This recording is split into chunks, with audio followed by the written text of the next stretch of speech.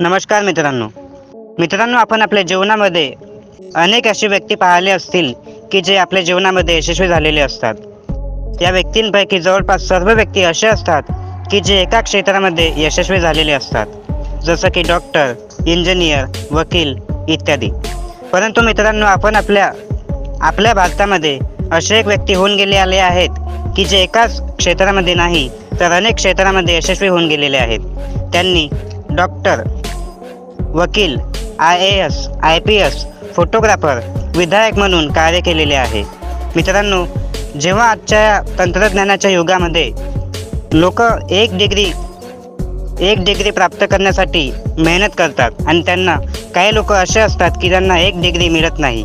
परंतु मित्रांनो, त्या व्यक्तीने अशा काळामध्ये 20पेक्षा अधिक डिग्र्या प्राप्त केल्या की ज्या काळामध्ये टेक्नॉलॉजी नावाची कोणती गोष्टच नव्हती. मित्रांनो, मी गोष्ट करत आहे श्रीकांत जिचकर सरांची. मित्रांनो, ही ती व्यक्ती आहे ज्यांनी ज्या काळामध्ये टेक्नॉलॉजी नावाची गोष्ट नव्हती त्या काळामध्ये 20पेक्षा अधिक डिग्र्या प्राप्त केल्या. मित्रांनो, त्यांचे नाव भारतातील सगळ्यात शिक्षित व्यक्ती म्हणून the most qualifying person of India म्हणून लिम्का बुक ऑफ वर्ल्ड रेकॉर्डमध्ये नाव त्यांचं समाविष्ट आहे. मित्रांनो, आजच्या व्हिडिओमध्ये आपण श्रीकांत जिचकर सरांबद्दल माहिती घेणार आहोत.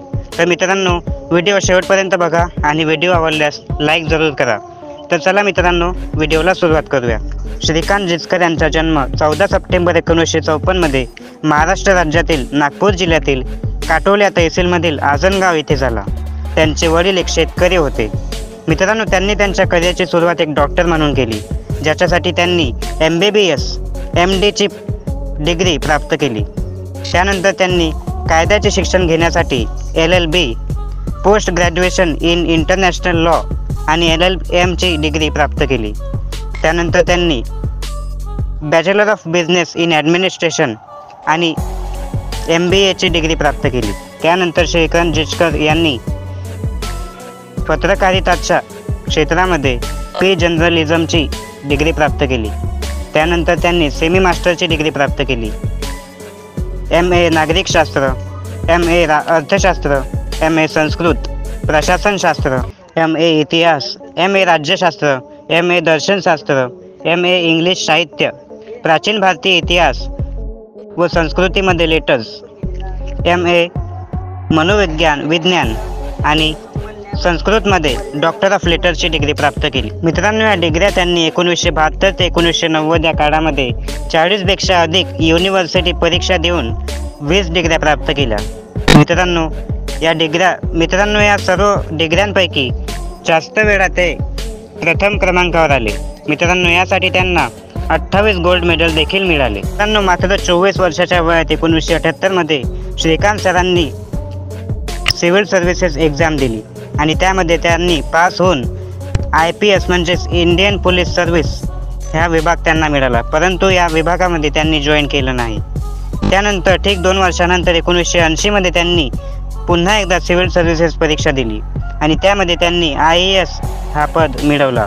परंतु मित्रांनो, 4 महिन्यातच त्यांनी IAS या पदातून राजीनामा दिला. मित्रांनो, यानंतर श्रीकांत जिचकर यांनी राजकारणामध्ये उतरण्याचा निर्णय घेतला आणि ते महाराष्ट्राचे MLA म्हणून त्यांची नियुक्ती झाली.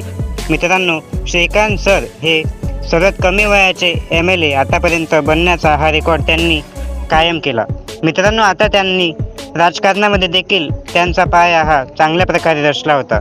मित्रांनो, त्यांची योग्यता इतकी होती की ते 1986 ते 1992 महाराष्ट्र विधान परिषद आणि 1992 ते 1978 महाराष्ट्र राज्यसभाचे सदस्य होते. मित्रांनो, त्यांच्याकडे ज्ञान आणि शिक्षण इतके होते.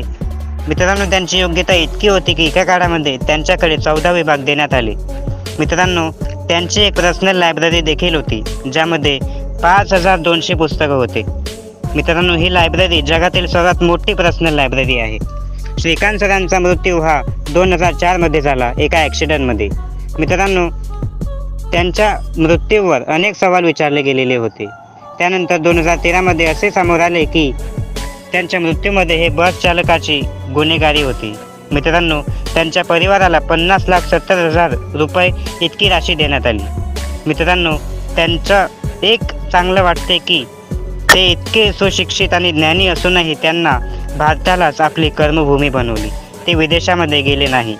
मित्रांनो, तुम्हाला हा व्हिडिओ कसा वाटला कॉमेंट बॉक्समध्ये नक्की कळवा आणि श्रीकांत जिचकर सरांची स्टोरी तुम्हाला कशी वाटली हे आम्हाला कॉमेंट बॉक्समध्ये नक्की कळवा.